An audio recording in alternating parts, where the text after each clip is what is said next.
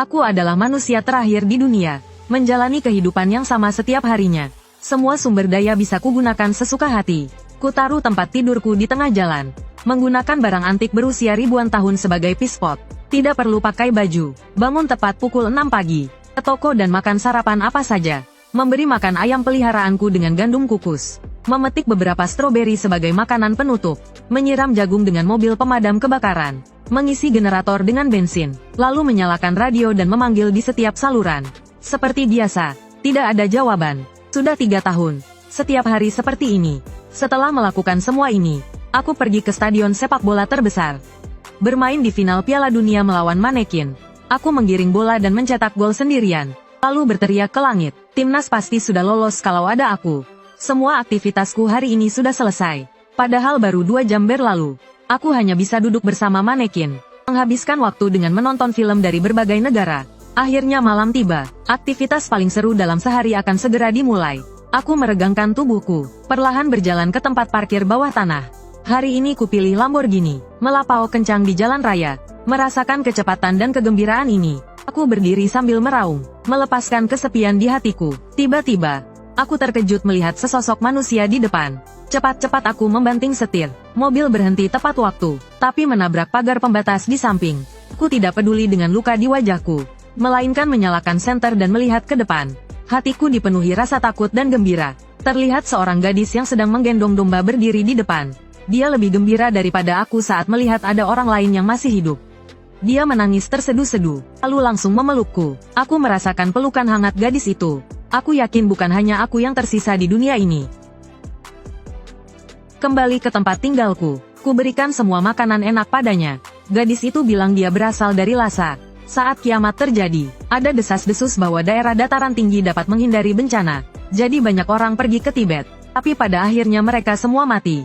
Gadis itu pernah menerima sinyal satelit yang menunjukkan ada pemukiman manusia di utara. Dia pun memulai perjalanannya dengan seekor domba. Berjalan selama 9 bulan penuh. Aku adalah orang pertama yang ditemuinya. Sambil mendengarkan ceritanya, aku mencoba menghubungkan televisi satelit. Dan berhasil. Seorang pemimpin asing muncul di layar. Mengundang para penyintas di seluruh dunia. Dan ketika gambar kerumunan orang muncul di layar, kami berdua tidak bisa menahan kegembiraan kami. Bersorak dengan gembira. Ada orang, benar-benar ada orang, dan banyak sekali. Malam itu, aku dan gadis itu sepakat, memutuskan untuk pergi ke Beijing, kota terdekat yang masih ada penyintas. Keesokan harinya kami menyiapkan perbekalan, melepaskan ayam peliharaan yang sudah menemaniku selama 3 tahun, mengendarai G-Wagon, berangkat dengan penuh harapan. Di perjalanan, kami menemukan ladang semangka. Dia memetik 2 keranjang semangka. Sementara aku mengumpulkan beberapa peralatan komunikasi, dan memintanya untuk mencoba apakah bisa terhubung ke internet. Tak disangka, ternyata bisa terhubung. Gadis itu melihat postingan orang-orang dan menemukan sesuatu yang aneh. Semua orang membicarakan pria. Ternyata tidak ada pria yang selamat di seluruh dunia. Aku menjadi pria terakhir di bumi. Jika tahu aku menjadi pria terakhir di bumi, apa rasanya? Awalnya aku terdiam selama 3 detik. Lalu tanpa sadar tertawa terbahak-bahak. Benar-benar tak terkendali. Gadis yang bersamaku melihatku seperti ini. Wajahnya penuh rasa jijik dan pasrah. Saat senja, kami melewati sebuah hotel pemandian air panas. Aku menginjak pedal gas dan menabrak pintu kaca. Langsung mengendarai mobil ke lobi hotel. Ini adalah kebiasaan yang kudapat setelah bertahun-tahun hidup sendiri di dunia pasca apokaliptik. Kebiasaan yang sudah tertanam. Turun dari mobil dan berkata kepada gadis itu, "Sebentar, kau bisa berendam air panas. Lalu tidur nyenyak. Besok kita langsung pergi ke pemukiman manusia di Beijing." Setelah selesai berbicara, aku mengeluarkan generator dan pemanas untuk memanaskan air. Gadis itu tampak jijik, mengeluh, pemandian air panas palsu. Setelah air panas, aku meninggalkan gadis itu untuk mandi. Aku pergi untuk mencari beberapa pakaian. Baru saja pergi, aku teringat sesuatu yang penting. Segera berlari kembali dan berteriak, "Pastikan cabut stekernya sebelum mandi." Gadis itu berteriak kesal. Aku segera berbalik dan lari. Pergi ke pusat perbelanjaan dan memilih berbagai perlengkapan sehari-hari. Lalu di bagian pakaian, aku memilih gaun untuk gadis itu. Aku sendiri memilih setelan jas yang keren. Keesokan harinya, kami berkendara menuju Beijing dengan penuh harapan. Berencana untuk makan bebek panggang setelah sampai di sana. Lalu menginap di Istana Potala malam harinya. Kami berdua semakin bersemangat. Tiba-tiba, beberapa orang muncul di padang rumput di depan. Ini adalah kelompok manusia pertama yang kami lihat dalam 3 tahun. Gadis itu menyapa dengan gembira. Tapi aku merasakan ada yang tidak beres.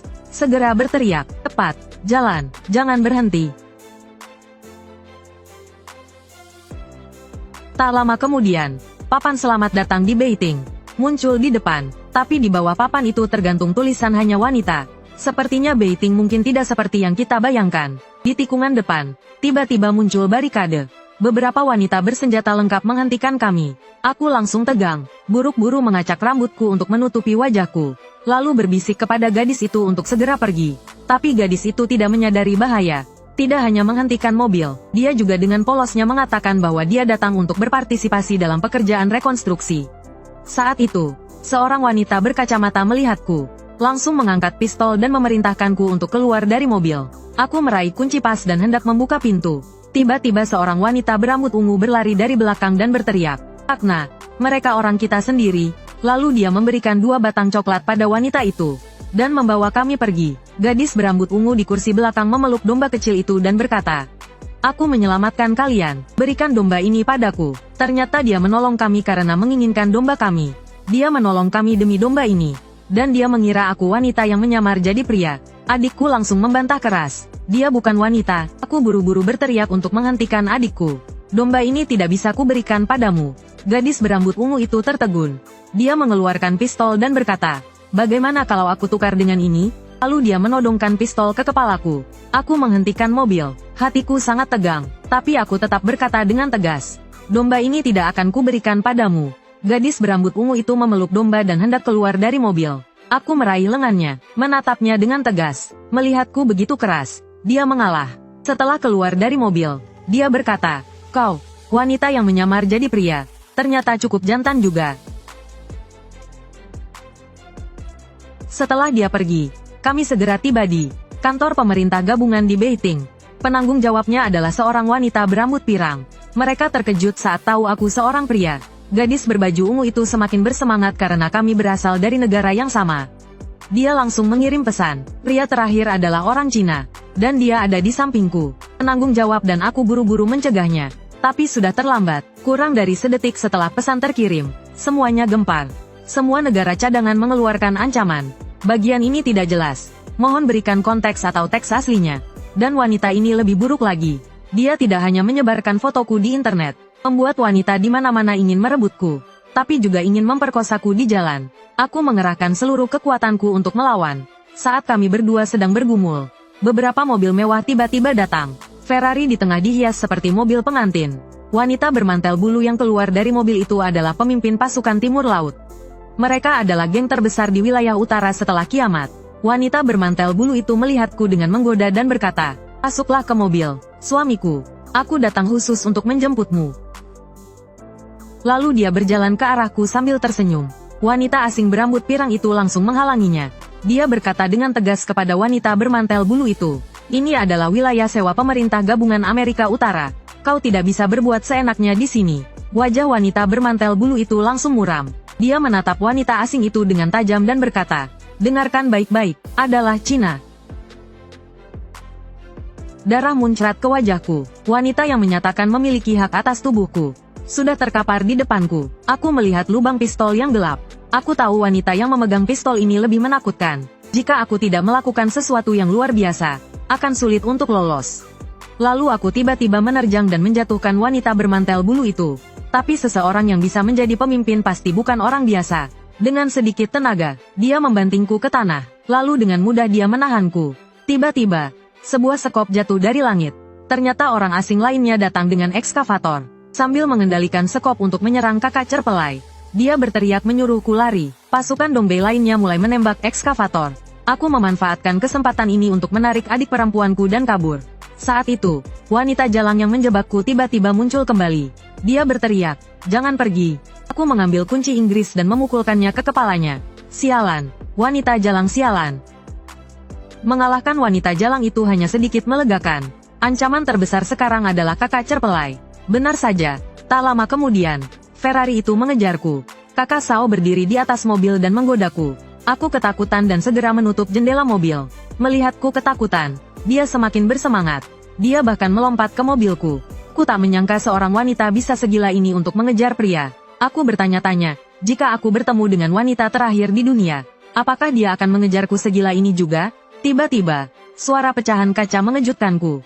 Wanita gila ini memecahkan jendela mobilku dengan tangan kosong. Pertahananku runtuh. Aku pikir jika dia masuk ke mobil, aku akan menyerah saja. Saat itu, terdengar suara deru motor dari belakang. Kakak Cerpelai menoleh dan mengerutkan kening. Dia menggumam, "Sialan, gerombolan pengganggu ini lagi." Mereka adalah gerilyawan utara yang dikenal sebagai geng pria. Aku sangat tegang. Aku khawatir tubuhku yang berharga akan direbut oleh mereka.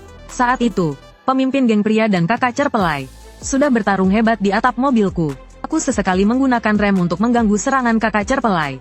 Kakak Cerpelai tidak marah, malah tersenyum dan berkata akan mengurusku nanti malam. Aku semakin panik mendengarnya. Aku lebih suka belajar daripada bersamanya malam ini. Aku segera mengambil pistol panah dan membidik mantel Cerpelainya. Satu tembakan tepat mengenai bukaan mantelnya. Kakak Cerpelai tersangkut di papan iklan. Akhirnya aku terbebas dari wanita gila itu. Aku sangat gembira. Setelah berkendara 1 kilometer lagi, rombongan motor geng pria menghentikanku. Aku segera berteriak agar mereka berhenti. "Jangan mendekat, aku bisa bela diri." Pemimpin mereka menatapku dengan serius dan berkata, "Kami tidak menginginkan tubuhmu, kami membutuhkan semangatmu, karena kami adalah geng pria. Di era wanita ini, kami berjuang untuk kaum pria. Kau, pria terakhir, adalah panji semangat kami. Jika kau mau tinggal, kami akan melindungimu dengan baik." Tanpa berpikir panjang, aku menolak mereka dengan alasan masih harus belajar. Tak disangka, mereka tidak memaksaku, malah memberiku perbekalan seperti makanan, air, dan bensin.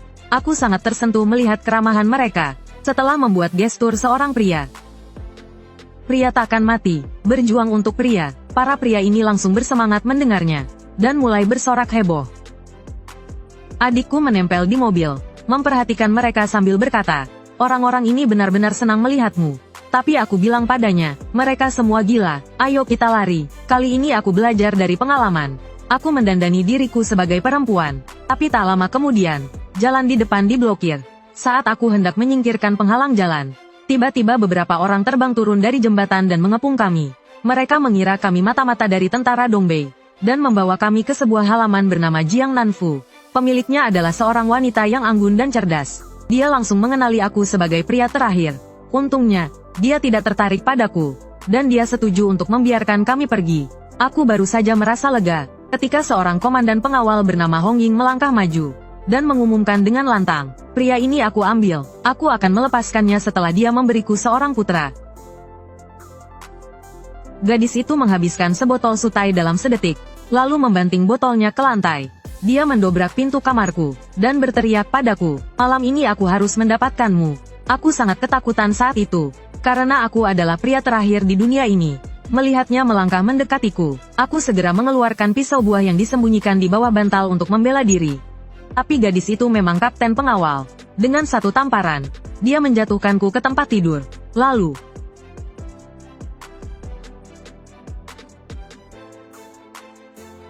saat celana terakhirku dilempar ke lantai, rasa tak berdaya dengan cepat menyebar ke seluruh tubuhku. Harga diriku sebagai seorang pria diinjak-injak. Saat ini aku hanya punya satu pikiran, menggigit lidahku dan bunuh diri. Pada saat kritis, pemilik kebun datang dan berteriak marah pada gadis itu.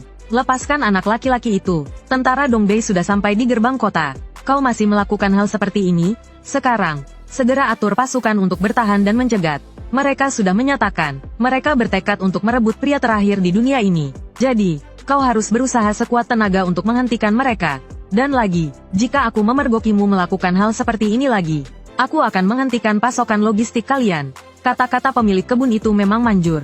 Setelah mendengarnya, gadis itu segera turun dariku, dan meninggalkan ruangan dalam keadaan mabuk.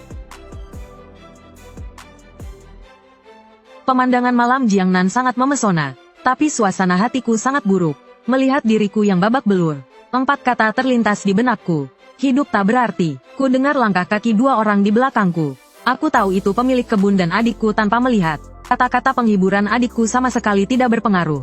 Aku bertanya dengan suara rendah kepada pemilik kebun, "Mengapa semua wanita di dunia ini menjadi begitu kuat?" Pemilik kebun berkata, "Sampai saat ini, belum ada yang tahu alasannya. Jika kau ingin tahu alasannya, kau harus bangkit dan mencarinya sendiri." Aku menatapnya dengan bingung. Apakah kau setuju untuk membiarkanku pergi?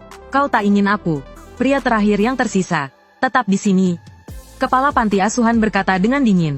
Kehadiranmu di sini hanya akan membawa lebih banyak masalah. Lagi pula, di mataku, kau bahkan bukan seorang pria. Saat seorang pria menghadapi kesulitan, dia tidak akan melarikan diri seperti pengecut atau bahkan bunuh diri. Di mataku, kau lebih seperti anak kecil yang baru pertama kali meninggalkan rumah. Dan yang kau butuhkan sekarang bukanlah kekuatan, melainkan tekad, serta tekad untuk tidak menyerah sampai menemukan jawabannya. Setelah selesai berbicara, dia mengeluarkan sebuah foto dan melanjutkan. Orang ini adalah seorang ahli biologi. Sejak tidak ada lagi pria di dunia ini, dia telah menyelamatkan 16 bank sperma, dan telah melakukan ribuan percobaan inseminasi buatan. Tapi semuanya gagal. Dia sekarang adalah kepala penyelidikan bencana di Amerika Utara. Dia sedang berusaha keras untuk menemukan penyebab bencana ini. Karena hanya dengan menemukan penyebabnya, kita dapat menyelesaikan masalahnya. Besok aku akan mengantarmu keluar kota. Menemukan orang ini akan sangat membantumu. Namun, keesokan harinya, seorang wanita menghabiskan 300.000 untuk mengecat tangnya dengan warna pink kesukaannya. Karena hanya kendaraan seperti ini yang pantas untuk statusnya sebagai pemimpin pasukan Dongbei. Wanita itu bernama Diao Jie. Ini pertama kalinya dia membawa keluar tank kesayangannya. Hari ini dia akan merebut seorang pria, dan pria itu adalah pria terakhir di dunia. Penjaga di seberang jalan menghalangi pasukan Dongbei. Kapten Hong Ying mengenakan pakaian dalamnya dan bergegas ke medan perang. Karena dia baru saja hendak menculik pria terakhir itu. Tetapi Diao Jie mengganggunya. Diao Jie juga menyadari ada yang salah dengan pakaian Hong Ying. Dia berkata dengan marah, "Lihat pakaianmu itu, kau pasti telah menculik priaku." Dan Hong Ying tidak mau kalah. "Pelacur sialan, lupakan saja. Pria itu tidak berguna, aku sudah membunuhnya." Diao Jie tertegun selama 3 detik setelah mendengarnya. Kemudian dia berteriak, "Tembak!"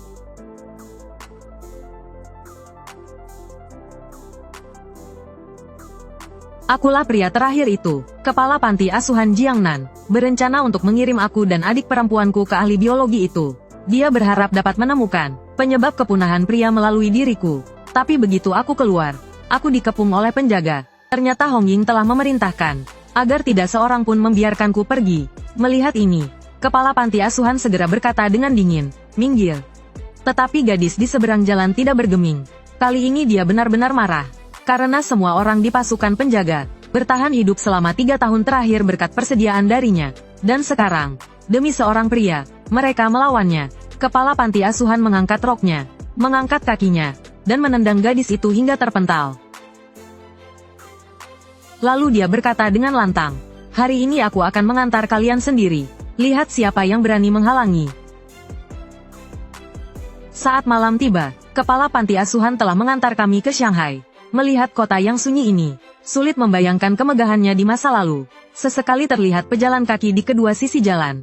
Tapi semuanya wanita. Tiba-tiba, 3 orang muncul di gang dengan perilaku yang mencurigakan.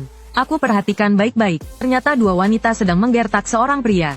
Mungkinkah di dunia ini, ada pria lain selain aku? Aku segera berteriak, "Kepala sekolah, berhenti, ada seorang pria di sana.